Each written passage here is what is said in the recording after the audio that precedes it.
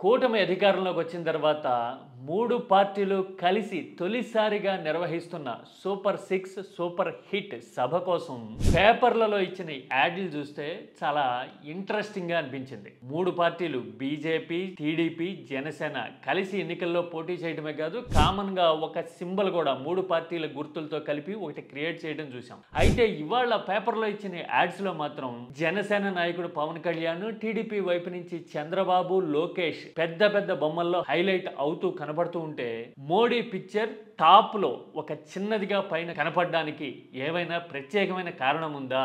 కూటమి దృష్టికోణం మారుతోందా అని అనిపిస్తా ఉంది. ఎందుకంటే ఎన్నికల సమయంలో చేసిన ప్రచారానికి ఇచ్చిన ప్రకటనలతో పోలిస్తే ఇప్పుడు కనిపిస్తున్న ప్రొజెక్షన్ పూర్తిగా విభిన్నం. ఇంతలా ఎందుకు మారింది? అసలు ఏమై ఉండొచ్చు కారణం?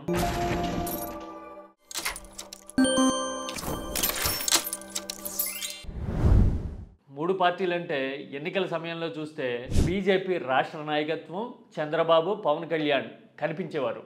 లేదంటే మోడీ నేతృత్వంలో మేమందరం పోటీ చేస్తున్నాం అని చెప్పడానికి మోడీని హైలైట్ చేస్తూ చంద్రబాబు, పవన్ కళ్యాణ్ కనిపించిన దాఖలాలు చాలా ఉన్నాయి. కానీ ఈసారి మాత్రం లార్జర్ ప్రొజెక్షన్లో బీజేపీ ఎక్కడా కనపడట్లా. ఇవాళ పేపర్ చూడండి, టాప్ కార్నర్లో మోడీ బొమ్మ చిన్నదిగా కనపడుతూ ఉంటే రాష్ట్ర అధ్యక్షుడు మాధవ్ చిత్రం కూడా అంతే చిన్నదిగా ఆ పక్కన కనపడుతూ ఉంది. ఆ తర్వాత దిగువన వచ్చేసరికేమో ఉమ్మడి అనంతపురం జిల్లా నాయకులు ఉన్నారు. అందులో బీజేపీ తరపున గెలిచిన వాళ్ళు కూడా ఉన్నారనుకోండి. అయితే ఇక్కడ ఈ పెద్దగా ప్రొజెక్ట్ చేసిన బొమ్మల్లో బీజేపీ అటు మోడీ కానీ ఇటు రాష్ట్ర నాయకత్వం కానీ లేకపోవడానికి కారణం ఏంటి అనే ఆసక్తికరమైన చర్చ జరుగుతోంది. అంటే చంద్రబాబుతోనూ, పవన్ కళ్యాణ్తోనూ, లోకేష్తోనూ సరితూగే నాయకులు రాష్ట్ర బీజేపీలో లేరు అనే ఉద్దేశమా?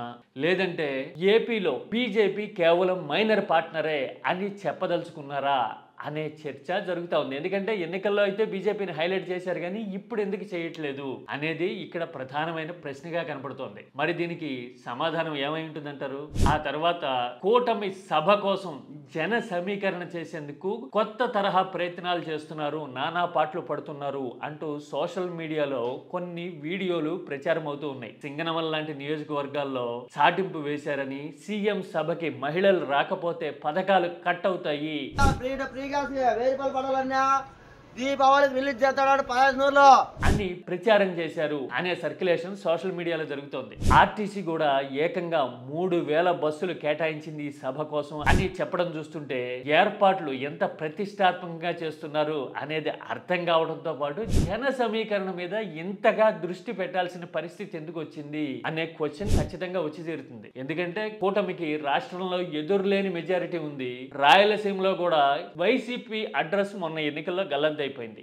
ఇక ఉమ్మడి అనంతపురం జిల్లాలో అయితే అసలు టీడీపీకి, కూటమికి ఎదురే లేదన్నట్టుగా ఉంది పరిస్థితి. మరి ఇలాంటి టైంలో కూడా జన సమీకరణకి ఇంత అవస్థ పడాల్సిన పరిస్థితి ఎందుకు వచ్చింది అనేది ఇంట్రెస్టింగ్ క్వశ్చన్. ఆ తర్వాత మరో ఇంపార్టెంట్ పాయింట్ ఏంటంటే, ఈ మధ్య కాలంలో జగన్ సభలకు వస్తున్న జనం మీద చంద్రబాబు కూడా చాలా సందర్భాల్లో కామెంట్లు చేస్తూ ఉన్నారు. అవన్నీ ఫేక్ వీడియోలని, ఎక్కడో వచ్చిన జనాన్ని మరో చోట వచ్చినట్టు చూపించారు అనే విమర్శలు చేయడం చూసాం. అంటే ఒక రకంగా విపక్ష నాయకుడు అడుగు బయట పెడితే జనంలో వెళ్తే భారీగా జనం వస్తున్నారు కాబట్టి ఈ సభకు కూడా అందుకు ఏమాత్రం తీసిపోని స్థాయిలో జనం కనపడాలి అనే ప్రయత్నం ఏదో ఇందులో ఉన్నట్టు కనపడతా ఉంది.